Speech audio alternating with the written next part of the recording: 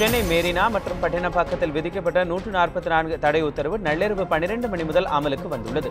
சட்டம் ஒழுங்குக்கு பாதிப்பு ஏற்படுத்தும் சமூக விரோதிகளை தடுக்கும் வகையில் இந்த தடை உத்தரவை காவல்துறை பிறப்பித்துள்ளது.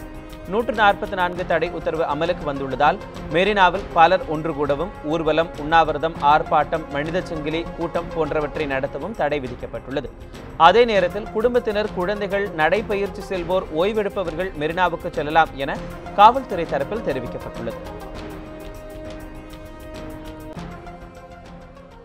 சென்னை மெரினா கடற்கரையில் 144 தடை உத்தரவு பிறப்பிக்கப்பட்டுள்ளது. இருப்பினும் அங்கு இயல்பு நிலை நிலவுவதாக பொதுமக்கள் கருத்து தெரிவித்துள்ளார்கள். 144 வந்து எங்களை எஃபெக்ட் பண்ணல, எதுவுமே கேஷுவலாக தான் போயிட்டுருக்கோம். எங்களை எந்த டிஸ்டர்பன்ஸும் இல்லை. சில்ட்ரன்ஸ் எல்லாம் ரொம்ப லைக் பண்ணுறாங்க. மற்றபடி இங்கே எந்த டிஸ்டர்பன்ஸும் இல்லை. போலீஸ் டிஸ்டர்பன்ஸு, பப்ளிக் நியூசன்ஸ் எதுவுமே இல்லை. நல்லா இருக்குது. இங்கே 144 இம்ப்ளிமெண்ட் பண்ணியிருக்காங்க. மயிலாப்பூர், ட்ரிப்ளிகேன், சாந்தோம், மெரினா இந்த இடத்துலலாம். பட் இது வரைக்கும் நேற்று நைட்டு தான் இம்ப்ளிமெண்ட் பண்ணியிருந்தால February 12th வரைக்கும் இது ஃபோர்ஸில் இருக்குன்னு சொல்லியிருக்காங்க. பட் இன்றைக்கி தான் மார்னிங் வந்து இப்போ வாக்கர்ஸ்லாம் வந்திருக்காங்க. பட் வாக்கர்ஸ் அண்ட் இந்த ஸ்கேட் பண்ணுறதுக்குலாம் ஒன்றும் தடை இல்லைன்னு சொல்லியிருக்காங்க ஆஸ் ஆஃப் நவ். பட் இது போக போக எப்படி இருக்குன்றது நம்மளுக்கு தெரியாது. நாங்கள் எல்லோரும் தேனாம்பேட்டையிலேருந்து வந்திருக்கோம். என் பேர் செந்தில்குமார்.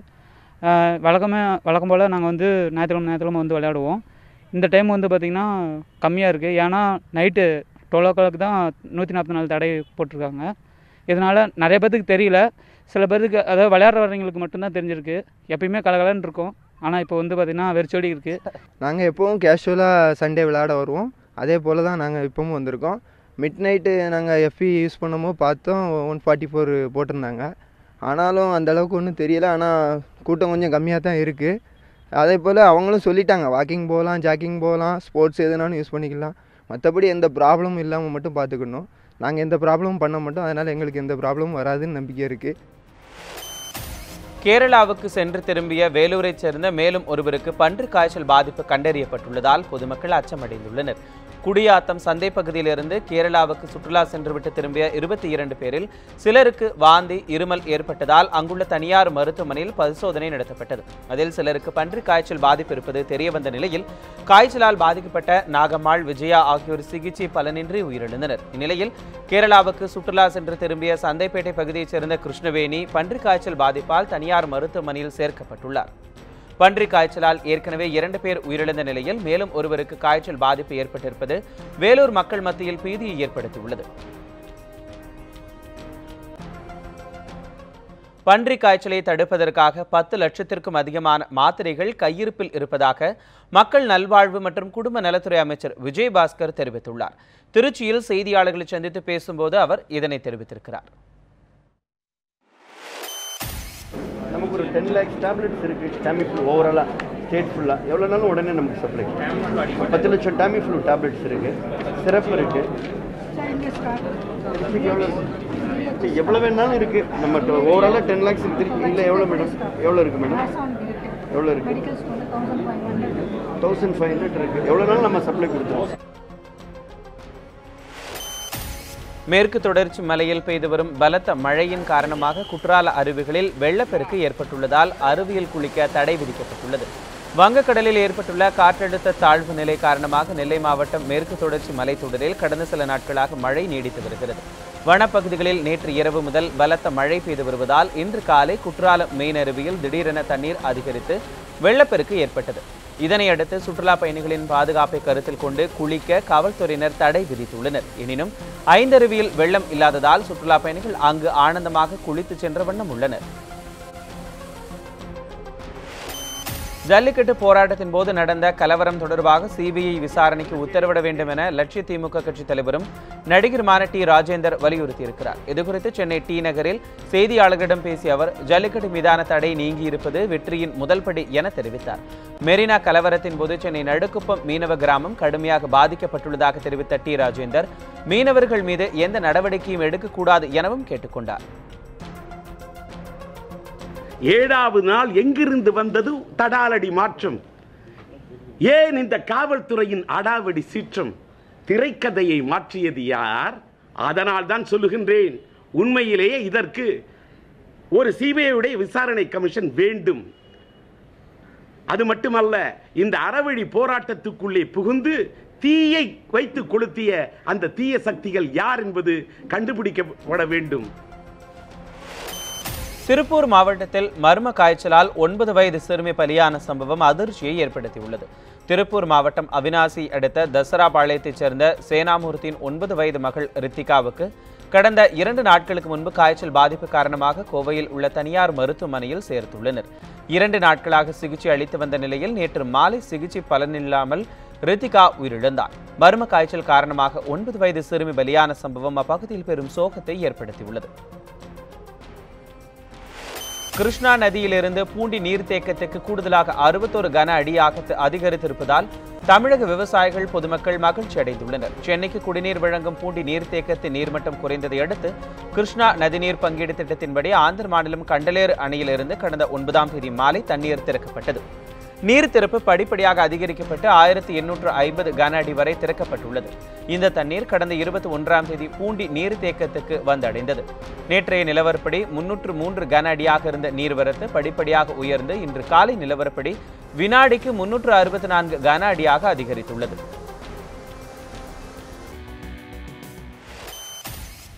சாலைகளில் போக்குவரத்துக்கு இடையூறாக தமக்கு வைக்கப்படும் பேனர்களை குறைத்துக் கொள்ளுமாறு திமுக தொண்டர்களுக்கு அக்கட்சியின் செயல் தலைவர் மு க ஸ்டாலின் வேண்டுகோள் விடுத்துள்ளார்.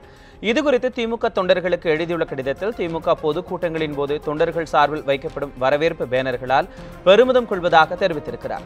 எனினும் சாலையில் போக்குவரத்துக்கும் பொதுமக்களுக்கும் இடையூறு ஏற்படுத்தாத வகையில் பேனர்களை அமைப்பதுடன் பெரியார், அண்ணா, கருணாநிதி, க. அன்பழகன் ஆகியோரின் படங்கள் மட்டுமே இடம்பெறச் செய்ய வேண்டும் எனவும் தொண்டர்களுக்கு வேண்டுகோள் விடுத்துள்ளார்.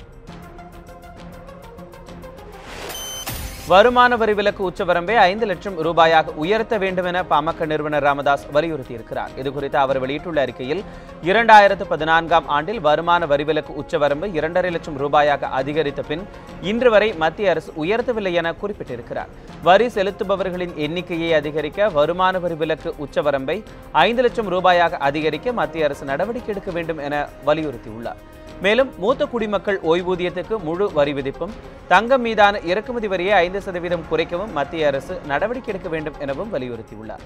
தமிழகத்துக்கு கடந்த 2 ஆண்டுகளாக அறிவித்து நிறைவேற்றாத ரயில் திட்டங்களுக்கு உரிய நிதியை ஒதுக்க நடவடிக்கை எடுக்க வேண்டும் எனவும் ராமதாஸ் கேட்டுக் கொண்டுள்ளார்.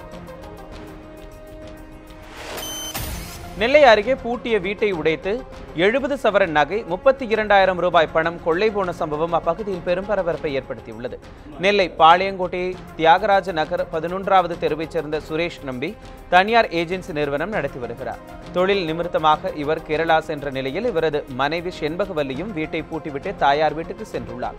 வீடு பூட்டி இருந்ததை கண்ட மர்ம நபர்கள் இரவில் பூட்டை உடைத்து பீரோவின் பூட்டை உடைத்து 70 சவரன் நகை 32,000 ரூபாய் ரொக்கம் ஆகியவற்றை கொள்ளையடித்து சென்றுள்ளனர். இதுகுறித்து காவல்துறை வழக்கு பதிவு செய்து விசாரணை மேற்கொண்டு வருகின்றனர். சத்தியமங்கலம் வனப்பகுதியில் நிலவும் வறட்சி காரணமாக டேங்கர் லாரி மூலம் நீர் நிரப்பப்பட்ட தண்ணீர் தொட்டியில் தாகம் தீர்த்த யானைகளின் வீடியோ பதிவுகள் வெளியாகியுள்ளன. வன விலங்குகள் தாகம் தீர்க்கும் வகையில் பவானிசாகர், ஆசனூர், தாளவாடி, கடம்பூர் ஆகிய பகுதிகளில் வனத்துறை சார்பில் நீர் தொட்டிகள் அமைக்கப்பட்டுள்ளன. இந்நிலையில் ஆசனூர் தொட்டியில் யானை கூட்டம் தண்ணீர் குடிக்கும் காட்சிகள் வனத்துறையினர் வைத்துள்ள தானியங்கி கேமராவில் பதிவாகியுள்ளது. சத்தியமங்கலம் புலிகள் காப்பகத்தில் தண்ணீர் பற்றாக்குறை நீங்க மேலும் பல தொட்டிகள் அமைக்கும் பணியில் ஈடுபட்டுள்ளதாக வனத்துறையினர் தெரிவித்தனர். மாணவர்கள் கல்வியில் சிறந்து விளங்க காஞ்சிபுரம் மாவட்டத்தில் உள்ள யோகா ஹயக்ரீவர் கோவில் சிறப்பு பூஜை நடைபெற்றது. புராணங்களில் கல்வி கடவுள் சரஸ்வதியின் குருவாக கருதப்படுபவர் ஹயக்ரீவர். மாணவர்கள் கல்வியில் சிறந்து விளங்க செட்டி புண்ணியம் கிராமத்தில் உள்ள ஹயக்ரீவர் கோவிலில் தை மாதத்தில் சிறப்பு யோக பூஜை நடத்தப்பட்டது. இதில் ஏராளமானவர்கள் பங்கேற்றனர். மாணவர்கள் தங்கள் புத்தகங்கள் மற்றும் பேனாக்களை வைத்து சிறப்பு வழிபாட்டில் ஈடுபட்டனர். மாணவர்கள் தங்கள் தேர்வுக்கு முன்பு இந்த கோவிலில் வழிபட்டு தேர்வை எதிர்கொண்டால் நல்ல தேர்ச்சி பெறுவார்கள் என்பது ஐதீகமாக பகுதி மக்களால் கருதப்படுகிறது. குழந்தைகளுக்கெல்லாம் ரொம்ப விசேஷம். பேசாத குழந்தைகளும் பேசும். தேனெல்லாம் அர்ச்சனை பண்ணி கொடுத்தா அந்த தேனை தடவினா குழந்தைகள் பேசும். நல்ல புத்தி விருத்தி ஆகும். நல்லா படிக்கும், நல்லா மார்க் வாங்கும். நல்ல விருதி, நல்ல என்ன படிப்பு கேட்குறாளோ அவளுக்கு அந்த கலைகள்லாம் எல்லா கலைகள் எல்லாமே வரும். நான் 10th ஸ்டாண்டர்ட் படிக்கிறேன். பப்ளிக் எக்ஸாம் எழுதுறதுக்காக இந்த கோயிலுக்கு சாமி கும்பிட்டு வந்திருக்கேன். இங்கே சிறப்பு தரிசனம் செம்மையாக இருந்துச்சு. கூட்டம் நிறைய இருந்துச்சு. நல்லா பூஜை பண்ணாங்க. அப்புறம் 10th நல்லா மார்க் எடுக்கணும், அதுக்கு தான் இங்கே வந்திருக்கேன். கன்னியாகுமரியில் நடத்தப்பட்ட மாரத்தான் போட்டியில் ஏராளமானோர் கலந்து கொண்டனர். பொதுமக்கள், மீனவர்கள் மற்றும் கடலோர காவல்படை இடையே நல்லுறவை மேம்படுத்தும் விதமாக கடலோர பாதுகாப்பு குழுமம் சார்பில் இந்த மாரத்தான் போட்டி நடத்தப்பட்டது. கன்னியாகுமரியிலிருந்து நாகர்கோவில் அண்ணா விளையாட்டு அரங்கம் வரை சுமார் 21 கிலோமீட்டர் தூரத்துக்கு நடத்தப்பட்ட மாரத்தான் போட்டியை கடலோர பாதுகாப்பு குழும ADGP சைலேந்திர பாபு தொடங்கி வைத்தார். கடலோர காவல்படை வீரர்கள், மீனவர்கள், மாணவ மாணவிகள் என ஏராளமானோர் மாரத்தான் போட்டியில் பங்கேற்றனர்.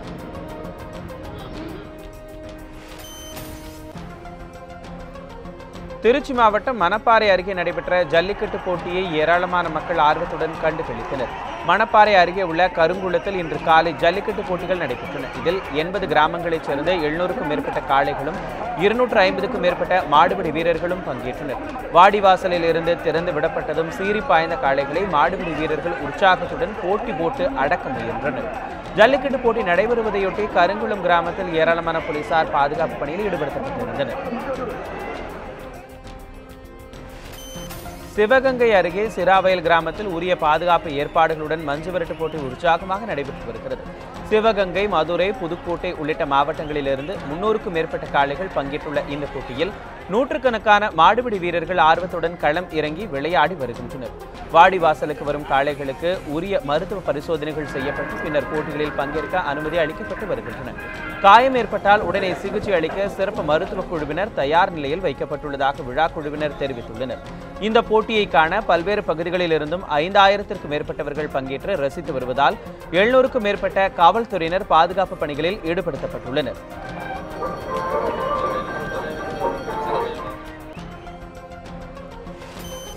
ஆஸ்திரேலிய ஓபன் டென்னிஸ் தொடரின் கலப்பு இரட்டையர் பிரிவு இறுதி ஆட்டத்தில் இந்தியாவின் சானியா மிர்சா, குரோஷியாவின் இவான் ஜோடி தோல்வி அடைந்தது. மெல்போர்னில் நடைபெற்ற இந்த போட்டியில் சானியா மிர்சா, இவான் இணை அமெரிக்காவின் அபிகைஸ் ஸ்பியர்ஸ், கொலம்பியாவின் ஜுவன் செபஸ்டின் ஜோடியை எதிர்கொண்டது. விறுவிறுப்பாக நடைபெற்ற இந்த போட்டியில் 2-6, 4-6 என்ற செட் கணக்கில் சானியா இவான் இணையை தோற்கடித்து அபிகைஸ் செபாஸ்டின் இணை பட்டத்தை தட்டிச் சென்றது.